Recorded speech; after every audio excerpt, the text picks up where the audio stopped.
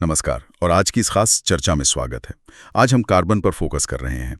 एक ऐसा एलिमेंट जो पृथ्वी की क्रस्ट और एटमॉस्फेयर में देखा जाए तो काफ़ी कम है, फिर भी हमारे आसपास लगभग हर चीज़, खासकर जीवन के लिए फंडामेंटल है। बड़ा सवाल यह है, कार्बन में ऐसा क्या खास है? हाँ, यही समझना है। सोर्सेज बताते हैं कि क्रस्ट में सिर्फ 0.02% और एटमॉस्फेयर में CO2 के रूप में 0.03% होने के बावजूद ये फूड, फ्यूल्स, मेडिसिन्स, मटेरियल्स और हर लिविंग थिंग का आधार है। और इसका राज छिपा है इसके बॉन्डिंग के तरीके में। तो वहीं से शुरू करते हैं। नोट्स में लिखा है कि कार्बन कंपाउंड्स के मेल्टिंग और बॉइलिंग पॉइंट्स अक्सर कम होते हैं और वे इलेक्ट्रिसिटी के अच्छे कंडक्टर भी नहीं होते, आयनिक कंपाउंड्स की तरह नहीं। तो इसका क्या कारण है? इसकी वजह है कोवेलेंट बॉन्डिंग। कार्बन के पास 4 वैलेंस इलेक्ट्रॉन्स होते हैं। अब स्टेबल कॉन्फ़िगरेशन के लिए 4 इलेक्ट्रॉन लेना या देना दोनों में ही काफ़ी एनर्जी लगती है। तो कार्बन क्या करता है? वो इलेक्ट्रॉन्स शेयर करता है दूसरे एटम्स के साथ। अच्छा। हाँ, ये शेयर्ड पेयर्स ही कोवेलेंट बॉन्ड्स बनाते हैं जो एटम्स को मॉलिक्यूल्स में जोड़कर रखते हैं। तो ये एक तरह की शेयरिंग अरेंजमेंट है, जैसे H2 या मीथेन CH4 में।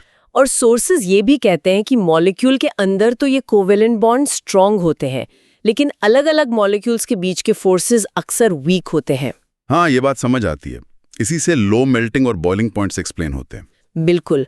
और ये बॉन्डिंग एबिलिटी सिर्फ कंपाउंड्स ही नहीं बनाती, कार्बन अपने प्योर फॉर्म में भी अलग-अलग प्रॉपर्टीज के साथ एग्जिस्ट कर सकता है, जिन्हें एलोट्रोप्स कहते हैं। जैसे डायमंड और ग्रेफाइट? हाँ, एक बहुत हार्ड और दूसरा एकदम सॉफ्ट और कंडक्टिव।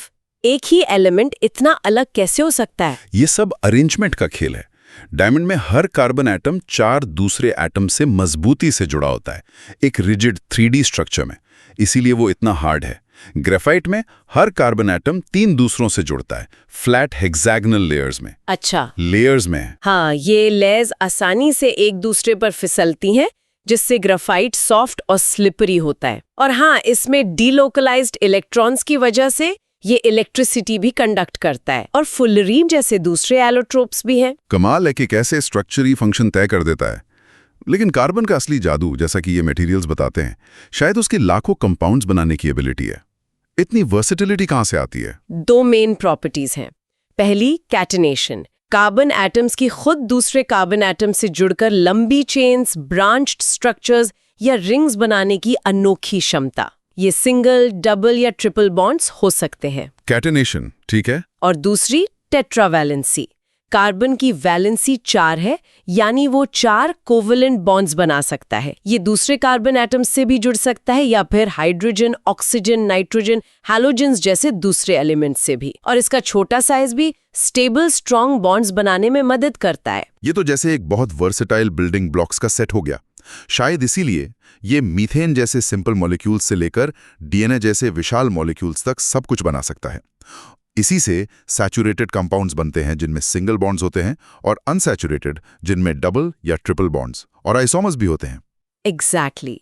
और मामला और दिलचस्प हो जाता है जब इन कार्बन चेन्स में हाइड्रोजन की जगह दूसरे एटम्स या ग्रुप्स आ जाते हैं, जिन्हें हेट्रोएटम्स कहते हैं। ऑक्सीजन या नाइट्रोजन वाले ये ग्रुप्स, जिन्हें फंक्शनल ग्रुप्स कहते हैं, मॉलिक्यूल को स्पेसिफिक केमिकल कैरेक्टरिस्टिक्स देते हैं। जैसे OH ग्रुप अल्कोहल्स बनाता है या COOH ग्रुप कार्बोक्सिलिक एसिड्स। ओह, तो फंक्शनल ग्रुप ही केमिकल पर्सनालिटी तय करता है, चेन की लेंथ चाहे जो भी हो। और इसी से बनती हैं होमोलोगस सीरीज, जैसे मिथेनॉल, इथेनॉल, प्रोपेनॉल। केमिस्ट्री एक ऐसी, पर फिजिकल प्रॉपर्टीज धीरे धीरे बदलती हैं। बिल्कुल सही। अब अगर केमिकल बिहेवियर्स देखें तो कंबस्शन बहुत फंडामेंटल है।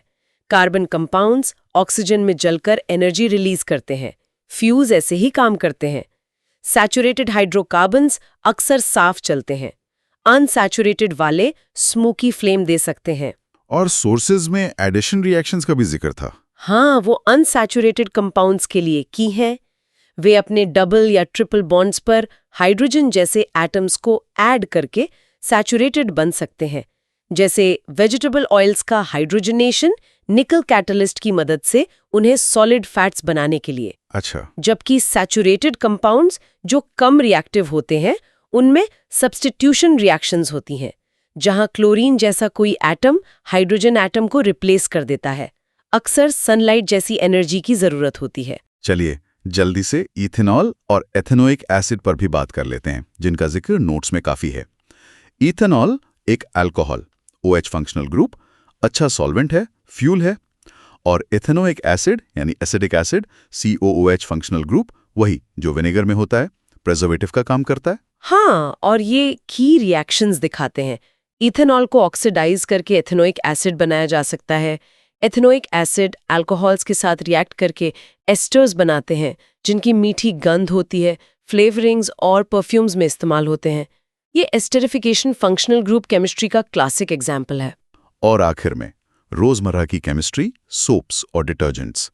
ये तेल और गंदगी साफ कैसे करते हैं? ये सब मॉलिक्यूलर डिजाइन है। सोप मॉलिक्यूल्स में एक लंबी ऑयल लविंग यानी हाइड्रोफोबिक कार्बन टेल होती है और एक वाटर लविंग यानी हाइड्रोफिलिक आयोनिक हेड होता है। पानी में ये गुच्छे बनाते हैं, जिन्हें माइसेल्स कहते हैं। इसमें टेल्स अंदर की तरफ होती हैं, ऑयली डर्ट को फंसा लेती हैं, और हेड्स बाहर पानी की तरफ। अच्छा, माइसेल्स। हाँ, इस स्ट्रक्चर की वजह से फंसी हुई गंदगी पानी के साथ धुल जाती है। लेकिन सोप हार्ड वाटर में ठीक से काम नहीं करता, स्कम बनाता है। ऐसा क्यों? और डिटर्जेंट्स कैसे अलग हैं? हार्ड वाटर में कैल्शियम और मैग्नीशियम आयंस होते हैं। ये सोप के साथ रिएक्ट करके इनसॉल्युबल स्कम बनाते हैं, जिससे उसकी इफेक्टिवनेस कम हो जाती है। डिटर्जेंट्स जो अक्सर सल्फोनिक एसिड्स पर बेस्ड होते हैं, उनमें भी हाइड्रोफिलिक हेड्स और हाइड्रोफोबिक टेल्स होती हैं, लेकिन उनके हेड्स हार्ड वाटर आयंस के साथ इनसॉल्युबल प्रेसिपिटेट नहीं बनाते, इसलिए वो हार्ड वाटर में भी इफेक्टिव रहते हैं। तो इसके फंडामेंटल बॉन्डिंग से लेकर कॉम्प्लेक्स स्ट्रक्चर्स और सोप जैसे रोजमर्रा के प्रोडक्ट्स तक, कार्बन की केमिस्ट्री वाकई हमारी दुनिया के केंद्र में है। वो यूनिक कॉम्बिनेशन, कैटेनेशन और टेट्रावैलेंसी, लगता है यही फाउंडेशन है। मटेरियल्स बहुत अच्छा ओवरव्यू देते हैं कि क्यों कार्बन ऑर्गेनिक केमिस्ट्री का कॉर्नरस्टोन है, लाखों कंपाउंड्स के स्ट्रक्चर का आधार है और अल्टीमेटली जीवन का भी। और शायद यही विचार हम श्रोताओं के लिए छोड़ सकते हैं।